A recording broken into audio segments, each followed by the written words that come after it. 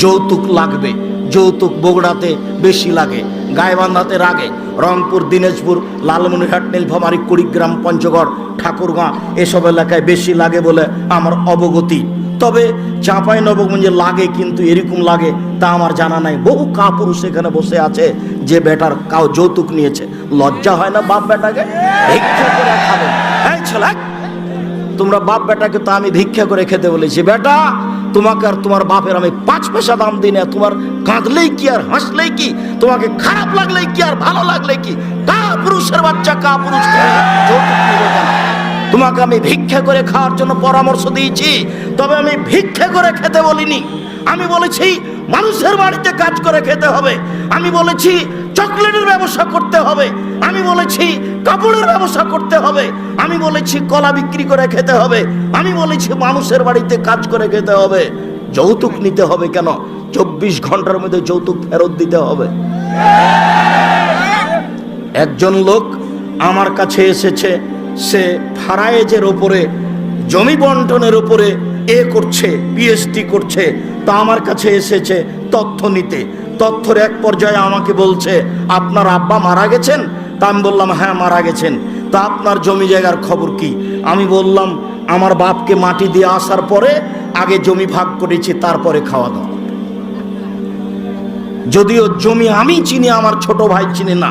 আমার ছোট ভাই বরিশাল মডেল কলেজের শিক্ষক, ও কিছু চিনেন, একটু চিনতে পারে, তেমন চিনে না। আমি চিনতাম, এখন ভুলে গেছি।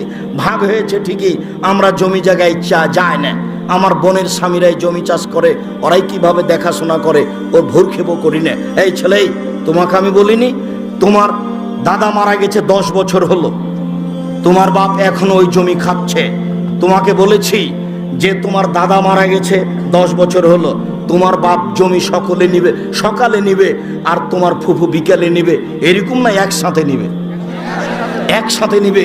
এই বগুড়ার নোংরা নীতি, এই রংপুর, গাইবান্ধা, লালমনিরহাট, নীলফামারীর নোংরা ন্যাক্কারজনক জঘন্য নীতি। বেটা বোনকে জমি ভাগ করে দেয় না। যদি বোন জমি চাই তাহলে একবারে চোখ লাল করে বলে চলে যা, আর কোনোদিন আসবি না। এইভাবে চোখ করে দেখে।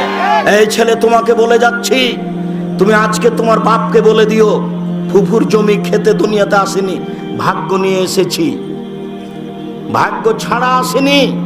তোমার বাপকে বলেছি ওই কথাটি। আল্লাহ যেখানে বললেন, বুঝেও বুঝি না, অন্তর আছে বুঝি না, দেখেও দেখি না, চক্ষু আছে দেখি না, শুনেও শুনি না, কান আছে শুনি না।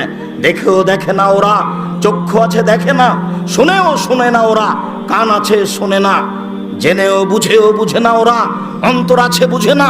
উলায়েকা কালানাম, তারা হচ্ছে পশু প্রাণীর মতো, তারা গরু ছাগলের মতো, তারা কুকুর শ্রীগালের মতো। বালু হওয়া দাল বরং তার চেয়ে খারাপ, কুকুর শ্রীগালের চেয়ে খারাপ কে? বলেছি তোমার বাপ। তোমাকে খারাপ লেগেছে? আমি তোমার বাপকেই বলছি, তোমার বাপ কুকুর শ্রীগালের চেয়ে খারাপ। কেন? তোমার বাপ তোমার ফুফুকে জমি বের করে দেয়নি। বলে দিও আজকে বাড়িতে গিয়ে, আগে জমি ভাগ করতে হবে, তারপরে খাওয়া দাওয়া। ফুফুরাকে ডাকেন, আগে জমি ভাগ হবে, তারপরে কোনো কথা। ভাগ্য নিয়ে দুনিয়াতে এসেছি, ভাগ্য ছেড়ে আসেনি। ফুফুর জমি খেতে হবে এই জন্য পৃথিবীতে আসেনি। কাজ করে খেতে পারি, শেষ পর্যন্ত চকলেট বিক্রি করে খাবো। যদি চকলেট বিক্রির টাকা না থাকে, মানুষের বাড়িতে কাজ করে খাবো। মানুষের বাড়িতে যদি কাজ না পাই, তাহলে বগুড়া ট্রেন স্টেশনে যাব, সারাদিন মানুষের ব্যাগ ধরে গাড়িতে তুলে দেবো, সন্ধ্যা হতে হতে 300 টাকা হবে। এইটা হবে রুজির পথ। ফুফুর জমি খেয়ে পরকাল হারাতে রাজি নই। সেই কালের এই কাল আবার ফিরে এসেছে। মেয়ে জন্ম নিলেই পিতার মুখ কালো হয়ে যায়।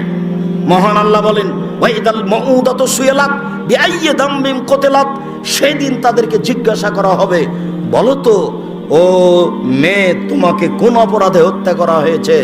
যে মেয়েকে আপনি জীবিত মেরে ফেললেন, সেই মেয়েকে বিচারের মাঠে জিজ্ঞাসা করা হবে, বলো তো তোমাকে তোমার মা কোন অপরাধে হত্যা করেছে? তোমার বাপ তোমাকে কোন অপরাধে হত্যা করেছে? তাহলে জাহেলিয়াতের যুগে, বন্যতার যুগে, বর্বরতার যুগে মেয়েদের কোনো মান মর্যাদা ছিল না, তাদেরকে মাটিতে পুঁতে দেওয়া হতো।